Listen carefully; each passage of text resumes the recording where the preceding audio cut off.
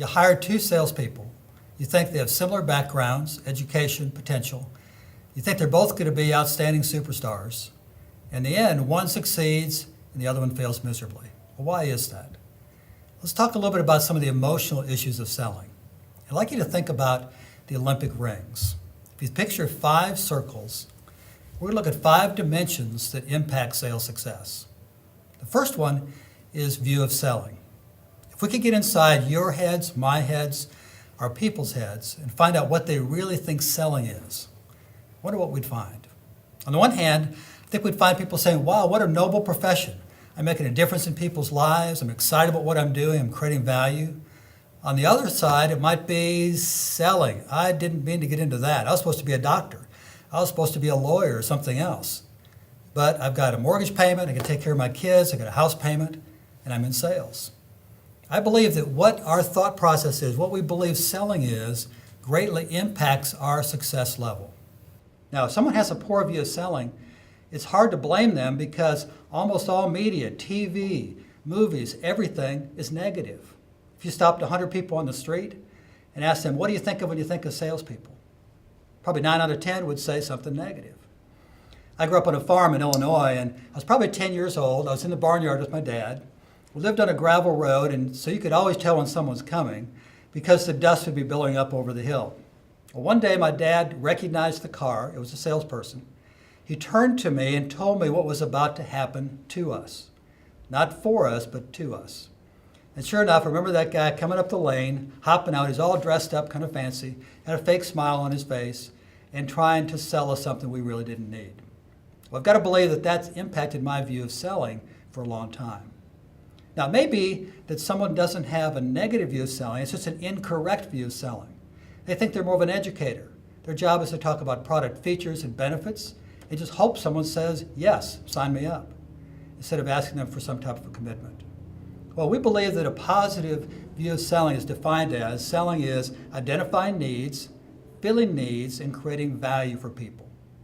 Now, the second ring, we had view of selling. Second one is view of my abilities. Do I believe I have the ability to do what I think selling is, or to do what my company says selling is? It's really a belief level of how successful I think I can be.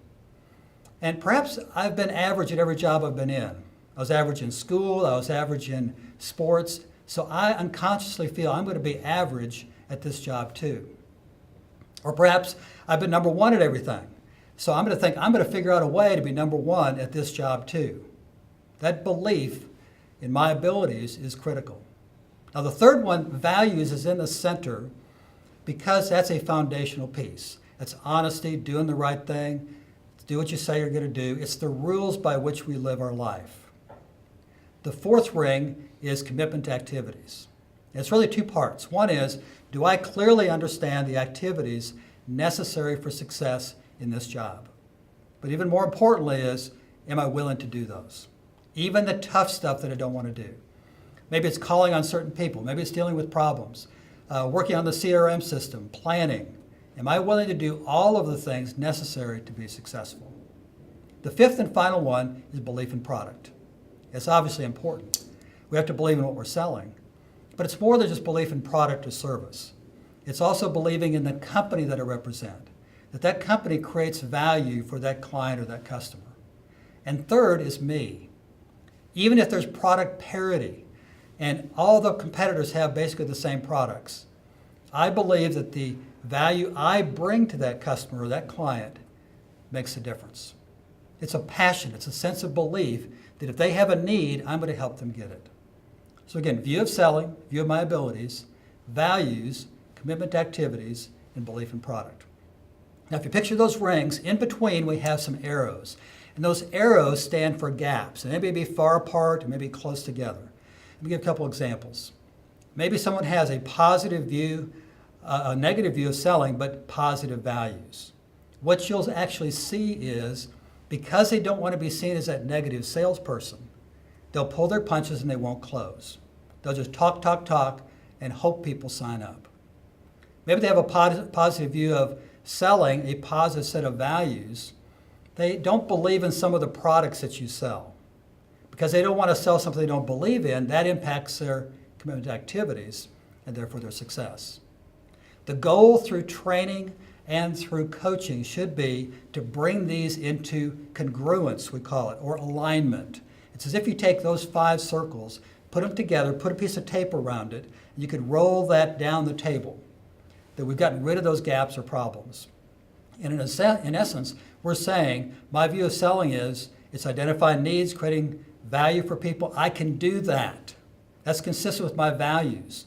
I'm going to do whatever is necessary to be successful because people need to have what I've got. Now, if you think of this 3 ways, one is it's a way to look at my personal productivity, where I need to grow or where I'm strong. Secondly, it's a coaching model. As a manager, where do you think most managers spend their time?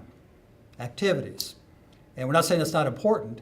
They have to work on activities. But if you're not getting the quantity or quality of activities, it's probably one of these other issues that's the root cause. So it can be a personal development model, it can be a coaching model, and third, it can be a recruiting model. We find that managers who recruit stronger people ask questions to uncover what that person's view of selling is, what the view of their abilities, their beliefs are, and that tells them more about the person that they're hiring.